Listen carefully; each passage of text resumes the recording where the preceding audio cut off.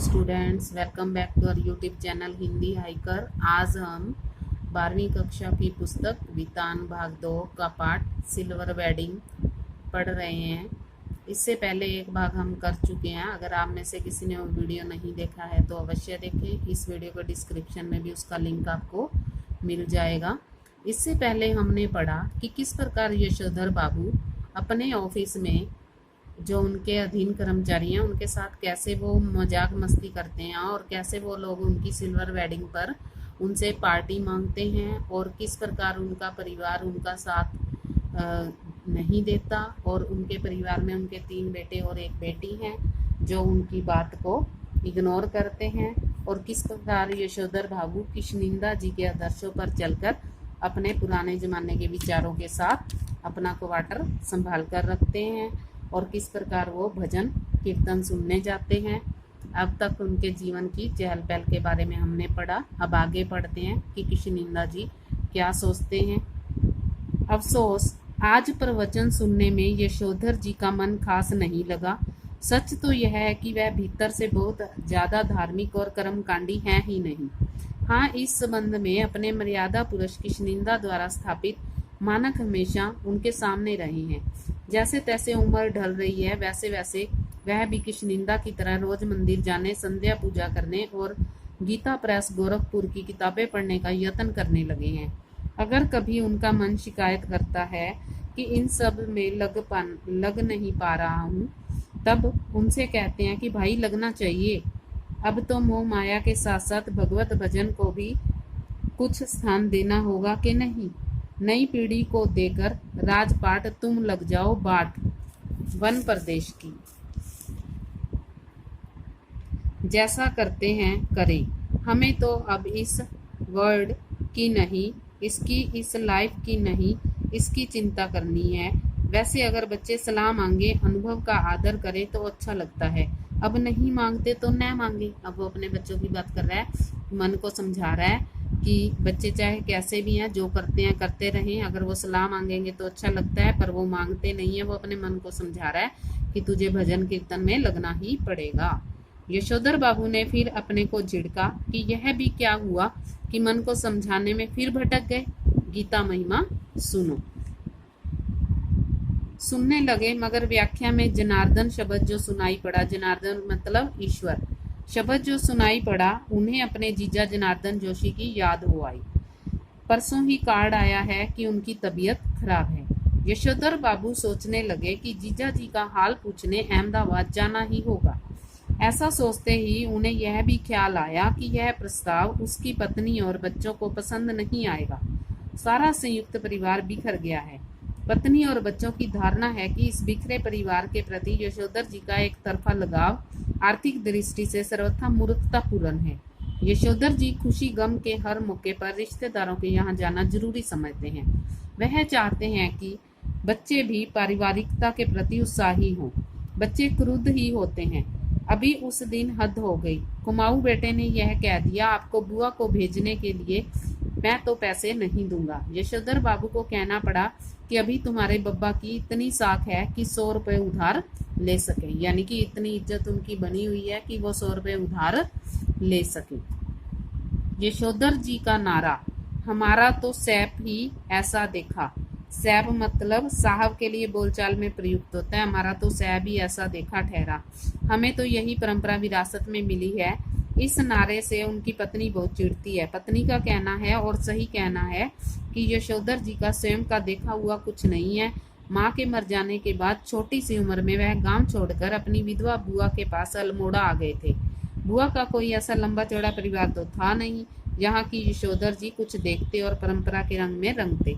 Matric pass करते ही वह दिल्ली आ गए और यहाँ रहे कुंवारे कृष्णानंद जी के साथ। कुंवारे की गृहस्थी में देखने को होता ही क्या है। पत्नी आग्रह पूर्वक कहती है कि कुछ नहीं, तुम अपने उस किशनिंदा के मुंह से सुनी सुनाई बातों को अपनी आंखों देखी यादें बना डालते हो।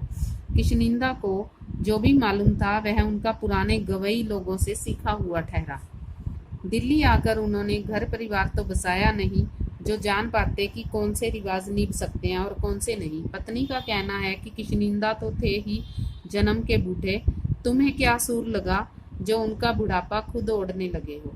तुम शुरू में ही ऐसे नहीं थे। शादी के बाद मैंने तुम्हें देखा जो क्या नहीं रखा है। हफ्ते में 2-2 सिनेमा देखते थे, गजल गाते थे।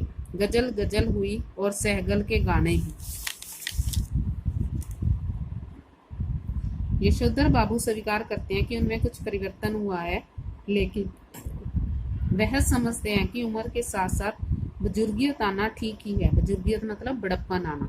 पत्नी से वह कहते हैं कि जिस तरह तुमने बुढ़या काल यह बगैर बाह का ब्लाउज, बुढ़या काल मतलब वृद्ध अवस्था में ये बगैर बाह का ब्लाउज पहनना, यह रसोई से बाहर दाल भात खा लेना, यह ऊंची हील वाली सैंडल पहनना और ऐसे ही 50 काम अपनी बेटी की सलाह पर शुरू कर दिए हैं। मुझे तो वे समहाउ इम्प्रॉपर ही मालूम होते हैं, यानी कि जैसे तैसे अनुचित मालूम होते हैं। एनीवे में तुम्हें ऐसा करने से रोक नहीं सकता, यानी कि आधुनिक युग में। देयरफॉर तुम लोगों को भी मेरे जीने के ढंग पर कोई एतराज नहीं होना चाहिए। यहाँ अब ये उन्हें समझा रहा है कि जिस तरह तुमने अपने जीने का तरीका बदल लिया, तुम्हें मेरे पुराने जीवन यापन पर कोई एतराज नहीं होना चाहिए। यशोधर बाबू को धार्मिक प्रवचन सुनते हुए भी अपना पारिवारिक चिंतन में ध्यान डूबना रहना अच्छा नहीं लगता। सुबह शाम संध्या के करने के बाद जब वह थोड़ा ध्यान लगाने की कोशिश करते हैं, और तब भी मन किसी परम सत्ता में नहीं, इसी परिवार में लीन रहता है। यशोधर जी चाहते हैं कि ध्यान लगाने की सही विधि सीखें, तथा साथ ही वह अपने से भी कहते हैं कि परहैप्स ऐसी चीज के लिए रिटायर होने के बाद का समय ही प्रॉपर ठहरा। वानप्रस्थ के लिए प्रेस्क्राइब ठहरी ये चीजें। वानप्रस्थ यानी कि जो गृहस्थ जीवन को छोड़कर जो वानप्रस्थ यानी कि वनों का जीवन अपना लेता है, यानी कि सब मोह माया त्याग देता है। वानप्रस्थ के लिए यशोधर बाबू का अपने पुश्तैनी गांव जाने का इरादा है, रिटायर होकर।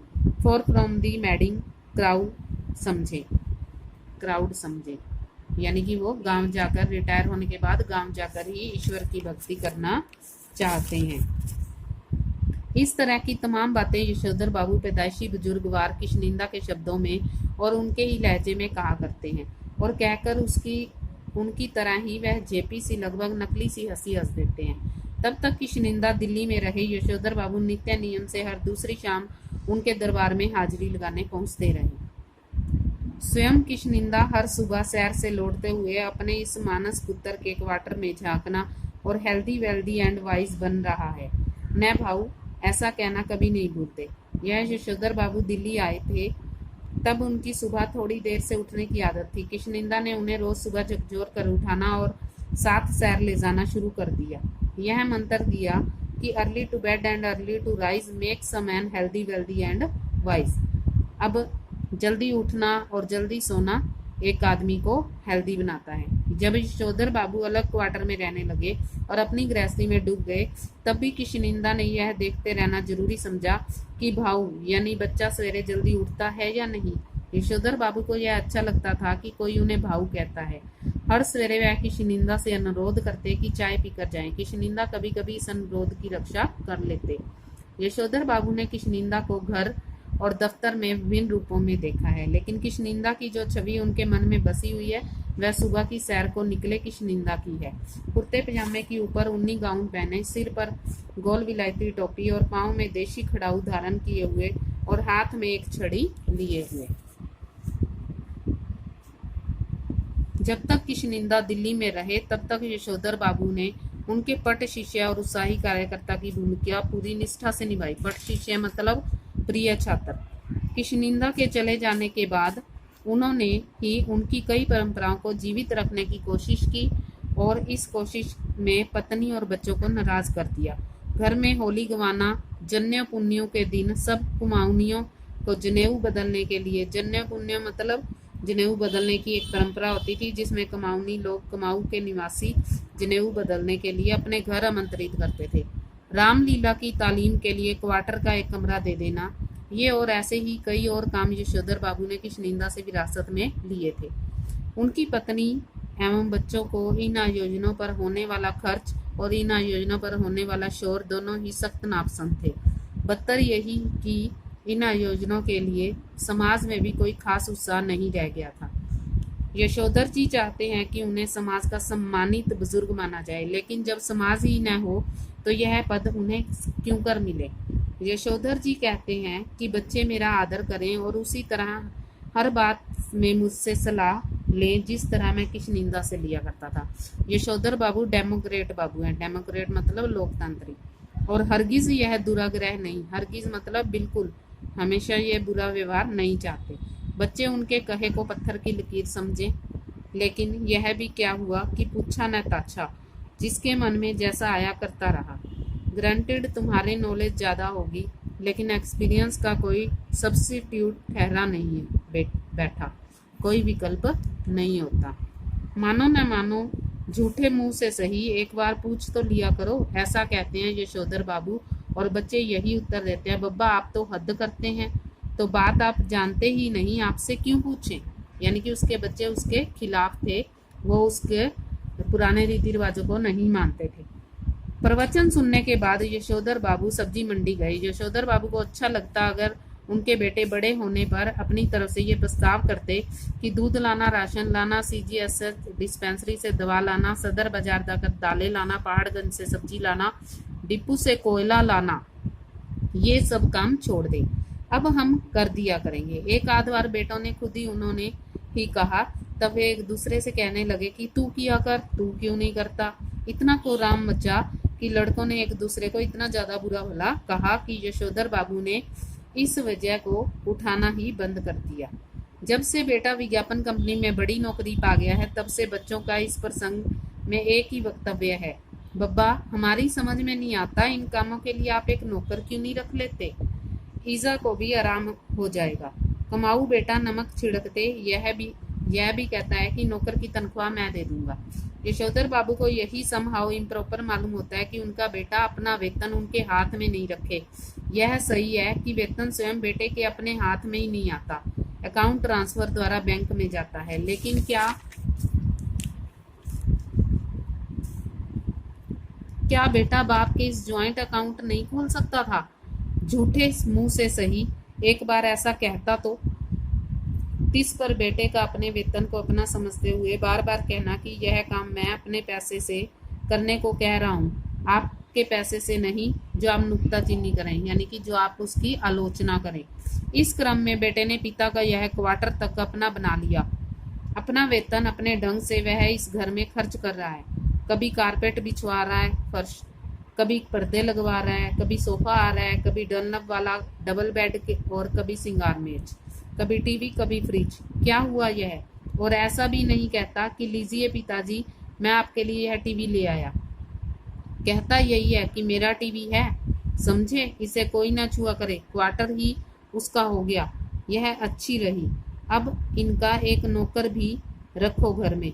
इनका नौकर होगा तो इनके लिए ही होगा, हमारे लिए जो क्या होगा, ऐसा समझाते हैं यशोधर बाबू घरवाली को। काम सब अपने हाथ से ठीक रहते हैं, नौकरों को सौंपा तो कारोबार चौपट हुआ, कहते हैं यशोधर बाबू। पत्नी सुनती है मगर नहीं सुनती, पर सुनकर अब वो चिढ़ती भी नहीं है। सब्जी का झोला लेकर यशोधर बाबू खुदी हुई सड़कों और टूटे हुए क्वार्टर और मलबे से पटे हुए लॉनों को पार करके स्क्वायर के उस कोने में पहुंचे जिसमें 3 क्वार्टर अभी भी साबुत खड़े हुए हैं। उन 3 में से कुल एक को अब तक एक सिलसिला आबाद किए हुए है। बाहर बदरंग तख्ती में उसका नाम लिखा है वाईडी पंत। इस क्वार्टर के पास पहुंचकर आज वाईडी पंत को पहले धोखा हुआ कि किसी गलत जगह आ गए हैं। क्वार्टर के बाहर एक कार थी, एक स्कूटर, मोटरसाइकिल, बहुत से लोग विदा ले रहे थे। बाहर बरामदे में रंगीन कागज की झालरें और गुब्बारे लटके हुए थे और रंग बिरंगी रोशनियां जली हुई थी। फिर उन्हें अपना बड़ा बेटा भूषण पहचान में आया, जिससे कार में बैठा हुआ कोई साहब हाथ मिला रहा है और कह रहा था, give my warm regards to your father. Yashodhar Babu ठिठक गए। उन्होंने अपने से पूछा, क्यों आज मेरे क्वार्टर में यह क्या हो रहा होगा? इसका जवाब भी उन्होंने अपने को दिया, जो करते होंगे यह लोंडे मुंडे, इनकी माया यही जाने। अब वो अपने बच्चों, उनके बच्चे उनके क्वार्टर में क्या क्या कर रहे थे वो उनको पता नहीं था, इसीलिए वो ये बात कहते हैं। शेष अगले भाग में। अगर आपको ये वीडियो पसंद आती है तो चैनल को लाइक करें, शेयर करें, सब्सक्राइब करें और साथ में दिए गए बेल आइकन को भी अवश्य दबाएं ताकि अगली वीडियो का नोटिफिकेशन आपको जल्द से जल्द मिल सके। धन्यवाद।